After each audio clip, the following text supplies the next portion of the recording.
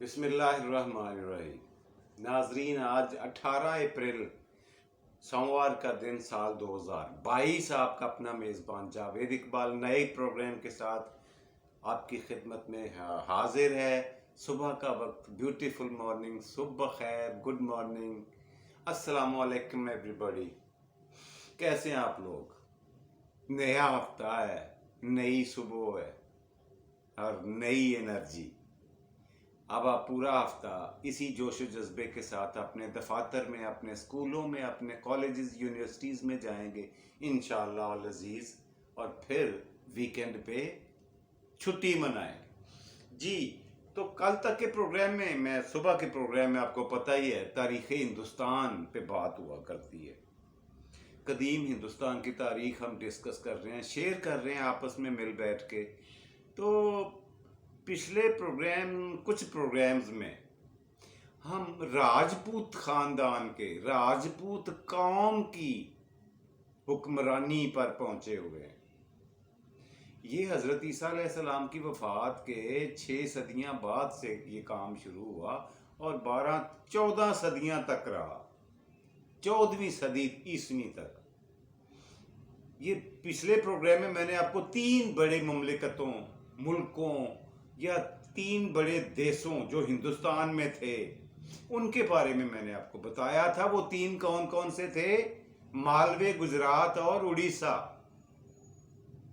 ये 3 वो मुल्क थे जिन पे ये तय है कि रिसर्चर्स का इत्तेफाक है, अग्री करते हैं सारे, कि ये राजपूतों के ज़ेरे तहत थी। राजपूत फैमिली इन पर हुकूमत किया करती थी, यही ख़ानदान राजपूतों का। अब ये राजपूत कौन थे, इसके बारे में मुझे मज़ीद बताने की इसलिए ज़रूरत नहीं है कि पिछले प्रोग्राम्स में डिटेल के साथ इस पर बात हो चुकी है। अगर किसी दोस्त को, किसी भाई बहन को नहीं पता, तो वो नीचे दिए हुए लिंक पे जाकर पिछली किस्तें देखे, तो उसे पता चल जाएगा, एक रिदम बन जाएगा प्रोग्राम्स देखने का, तो उसे अगले प्रोग्राम्स की समझ आएगी जी। आज मैं अगली 3 ममलिकतें आपको बताने जा रहा हूँ जिन पे मुहक्किकीन ने, तारीख दानों ने, रिसर्चर्स ने इत्तेफाक किया है कि यस, राजपूत फैमिली इन पर भी काबिज थी, हुक्मरान थी पूरी तरह से। और उनमें सबसे बड़ी जो सल्तनत थी हिंदुस्तान की, वो थी दक्कन की। दक्कन यानी आधा हिंदुस्तान दक्कन को कहते हैं। ये जनूबी हिंदुस्तान जो हिमाचल पहाड़ के जनूब की तरफ है, समंदर के 3 अतराफ से समंदर में घिरा हुआ एक कोना है, और उस बहुत बड़े एरिए पर राजपूतों की हुक्मरानी रही जी। और इतनी बड़ी सल्तनत है वो, इतनी बड़ी सल्तनत है कि दरियाए नर्मदा से लेके दरियाए कृष्णा तक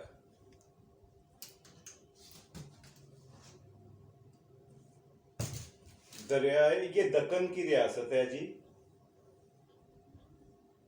दरियाए नर्मदा ता दरियाए कृष्णा,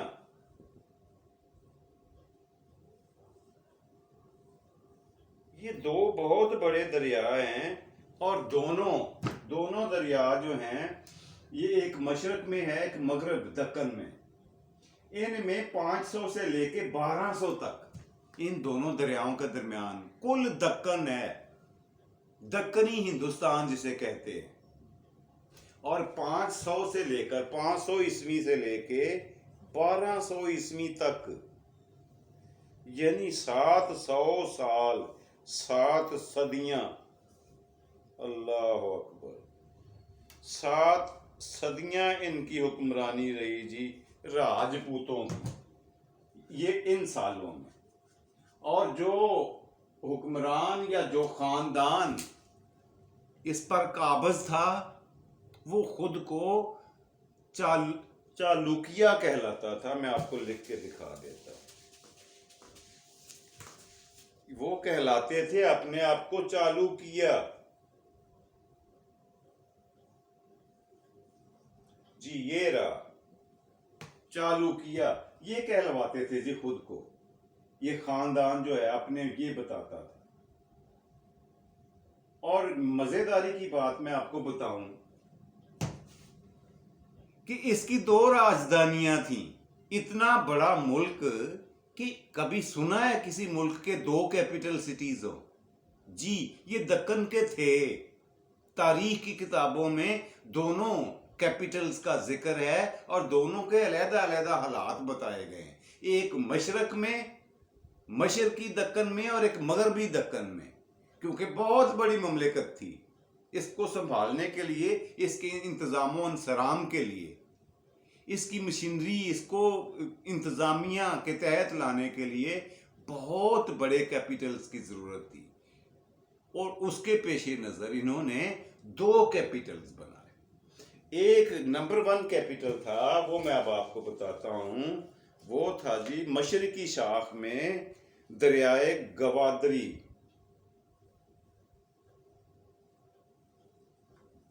दरियाए गोदावरी, ये दरिया का नाम है जी। इस दरिया के किनारे पे जो कैपिटल आबाद था, ये मशरकी शाख की बात हो रही है, ईस्टर्न साइड की, ईस्टर्न दक्कन की। और उसका नाम था राजमहंद्री। राजमहंद्री ये था जी कैपिटल मशरक की तरफ, राजमहंद्री नाम से। और मगरब की साइड पर महाराष्ट्र में था कल्याण। मगर ये मशरक की साइड पे था, मशरकी दक्कन में। और अब यहां पे आएगा मगरबी दक्कन में कौन सा कैपिटल था? उसका नाम था महाराष्ट्र में, महाराष्ट्र के इलाके में कल्याण नाम था। और ये इलाका कौन सा था? महाराष्ट्र।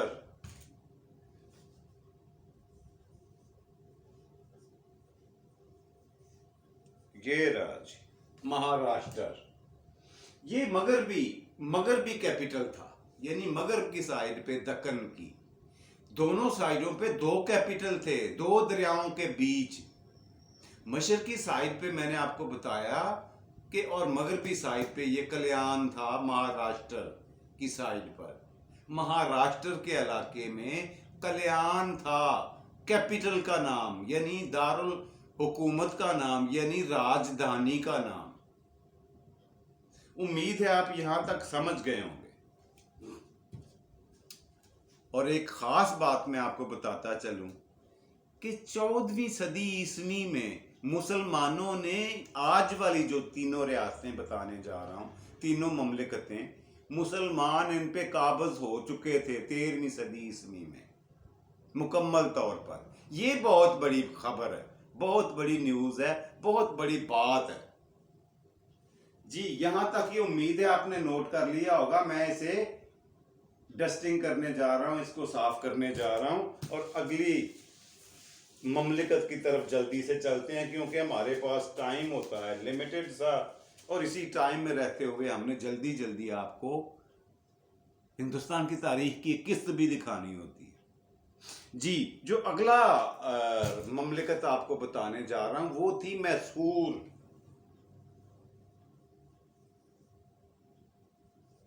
मैसूर जी, ये रहा मैसूर। 900 ईस्वी से लेके 1310 ईस्वी तक बिलाल खानदान, 900 ईस्वी से लेके 1310 ईस्वी तक,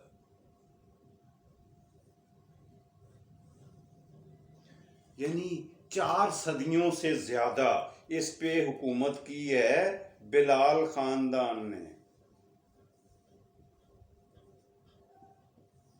जी। ये रहा बिलाल खानदान, ये 4 सदियों से ज्यादा तक मैसूर पर हुक्मरानी करते रहे। और तारीखदान इनके बारे में यही फरमाते हैं कि ये राजपूत ही थे।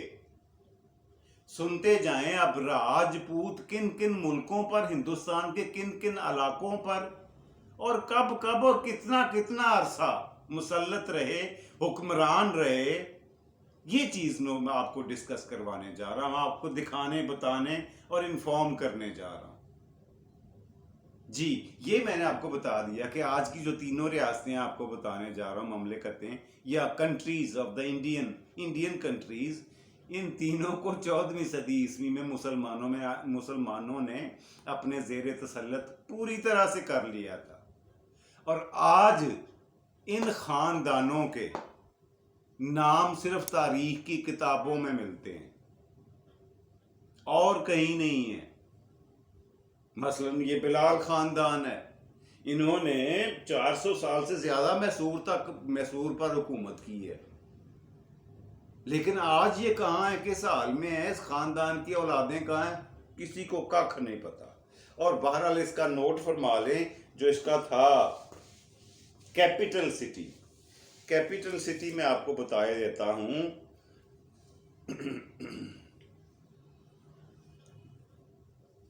दवार सुंदर ये था जी कैपिटल सिटी। दवार सुंदर ये था मैसूर का अहवाल, ये कैपिटल सिटी था इनका, यानी दारुल हुकूमत था। सीसी का मतलब होता है कैपिटल सिटी, दारुल हुकूमत। ये सुंदर मैसूर का, जब बिलाल खानदान इस पे काबिज था, उस वक्त की बात कर रहा जी। तो तीसरी और आखिरी जो सल्तनत आपको बताने जा रहा हूं वो है तेलंगाना।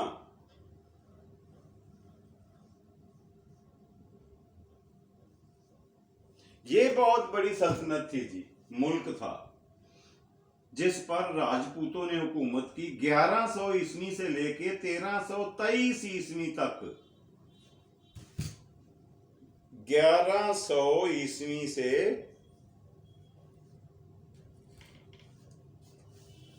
1323 ईस्वी तक, यानी तकरीबन 2 सदियों से कुछ ज्यादा इनकी हुकूमत रही है राजपूतों की। लेकिन जिस खानदान ने इस पर हुकूमत की 1100 ईस्वी से 1323 ईस्वी तक, उसका नाम था ककाती खानदान। ककाती खानदान, ये नोट फरमाएं, ये था ककाती खानदान, उसका नाम ये रहा ककाती खानदान। इनके बारे में भी मुहक्किकीन ने ये कहा है कि इनका शजरा नसब राजपूतों से मिलता था। और इनका जो कैपिटल सिटी रहा वो था जी वारमंगल।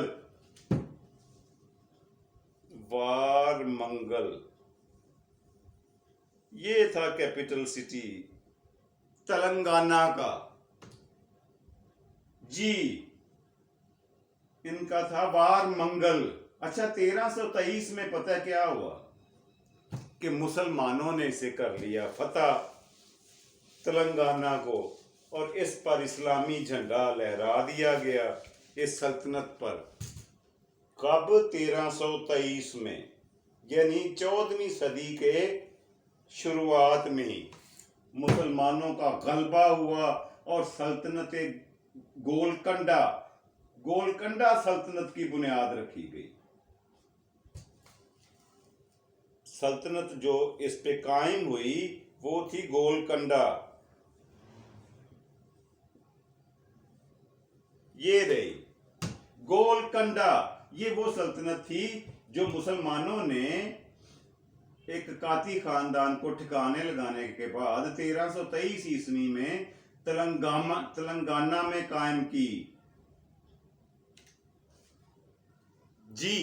ये था आज की जो आपको 3 ममलिकतें, 3 मुल्क इंडियन के जो आपको बताने के जा रहा था मैं, जिन पे राजपूत फैमिलीज ने हुकूमत की, कब से कब तक की, किस दौर में की, और कहलाते क्या थे वो खुद को, ये तफसील के साथ मैंने आज आपको बता दिया है। उम्मीद है आपने नोट कर लिया होगा और अपनी नोटबुक में अपने नोट्स बनाते जाएं। जब आपको बाद में ज़रूरत पड़े तो एक नज़र देखने से ही आपको पता चल जाएगा कि हिंदुस्तान में क्या क्या, कब कब और क्यों क्यों होता रहा, कहां पर किसकी हुकूमत रही, किस खानदान की, और कब से कब तक रही। ये मालूमात हैं, ये नॉलेज है जो आपको पता होना चाहिए, क्योंकि उस वक्त ये बर्रे से सब कॉन्टिनेंट का नक्शा ये नहीं था। हमारा पाकिस्तान और बांग्लादेश भी इंडिया में शामिल थे, ये हिंदुस्तान ही था सारा। ये तो अभी 70-75 साल पहले की बात है कि पाकिस्तान और बांग्लादेश अलहदा हुए, और फिर कुछ ही साल पहले की बात है बांग्लादेश, हमारा मशरकी पाकिस्तान, टूट कर हमसे अलहदा हो गया। बड़े अफसोस की बात है। उसके ऊपर अब कोई भी जिम्मेदारी लेने को तैयार नहीं है। एक बंदा दूसरे पे, दूसरा तीसरे पे। बहरहाल वो हम ही थे, हम ही में से लोग थे जिनकी वजह से मशरकी पाकिस्तान यानी बांग्लादेश मुजीबुर रहमान की निगरानी में, उसकी सरबराही में अलहदा मुल्क होने का ऐलान कर दिया और यूं पाकिस्तान का एक हिस्सा, एक बाजू कट गया। और अभी पाकिस्तान को बने ज़्यादा देर नहीं हुई थी, मेरा ख्याल है कोई 10-15 साल हुए होंगे जब मशरकी पाकिस्तान अलहदा हो गया मुजीबुर रहमान की सरबराही में। जी बहरहाल ये 3 रियासतें हैं, 3 मैंने पिछले प्रोग्राम में गिनवाई थी। कौन कौन सी? गुजरात, उड़ीसा और मालवे। और 3 ही आज के प्रोग्राम में रियासतें या मुमलिकतें या कंट्रीज आपको बताए हैं। उनमें जो सबसे पहला है वो दक्कन मैसूर और तेलंगाना। ये 3 मुमलिकतें, 3 कंट्रीज, 3 मुल्क हिंदुस्तान में ऐसे थे जिन पर राजपूतों ने हुकूमत की, और अल्टीमेटली 14वीं सदी ईस्वी में मुसलमानों ने राजपूतों से ये इनका मुल्कों का कब्जा लिया और अपना तसल्लुत बरकरार रखा और अपनी सल्तनत कायम की, जिसका नाम मैंने आपको बताया, गोलकंडा रियासत। गोलकंडा की सल्तनत ये कायम हुई है 1323 में, 1323 ईस्वी में, यानी आज से सिर्फ 9 सदियां पहले की बात है जी। तो आज के प्रोग्राम का सुबह का सेगमेंट, पहला सेगमेंट यहीं पे करते हैं क्लोज। प्रोग्राम के दूसरे और मजेदार सेगमेंट की तरफ बढ़ते हैं, और वो क्या है? आज का लफ्ज। जी आज का लफ्ज जो मैं आपको बताने जा रहा हूं वो बड़ा अच्छा है, बड़ा मजे का है। नोट फरमा लें, आपके काम आएगा। ये रहा जी आज का लफ्ज। ये क्या लिखा है मैंने? आप कहेंगे कि एक ही लफ्ज मैंने 2 मरतबा लिख दिया है ना, लगता है ऐसे ही है, लेकिन अब मैं इसे डिफ्रेंशिएट करने जा रहा हूं, अब इसमें फर्क बताने जा रहा हूं। ये जो जीम है ना, शुरू में एक के ऊपर जबर है और एक के नीचे जेर है। चलो पहले जेर लगा लें, बाद में जबर लगा लें। अब पढ़े, ये बनता है जिस्त और ये बनता है जस्त। जिस्त और जस्त, फर्क सिर्फ जेर और जबर का है। नोट फरमाया ना आपने, गौर किया? जेर और जबर के फर्क से अब देखिएगा इनके मतलब कैसे बदल जाते हैं अल्फाज के। जेर जिस्त जो होती है, जिस्त आपको पता है, ये तो सारे जानते हैं कि एक मादनियात का नाम है, एक मादनी चीज है, लोहा टाइप, उसको जिस्त कहते हैं। और जस्त क्या? अच्छा, जिस्त जो है ये हिंदी का लफ्ज है, ये नोट फरमा लिया करें, ये हिंदी का लफ्ज है जिस्त। और जो जस्त है, फलांगना मतलब, वो है फारसी का लफ्ज जस्त। जस्त का मतलब होता है छलांग लगाना, छलांग या फलांग लेना।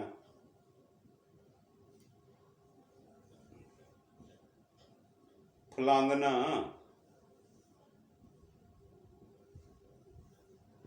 ये रहा जिस्त और जस्त।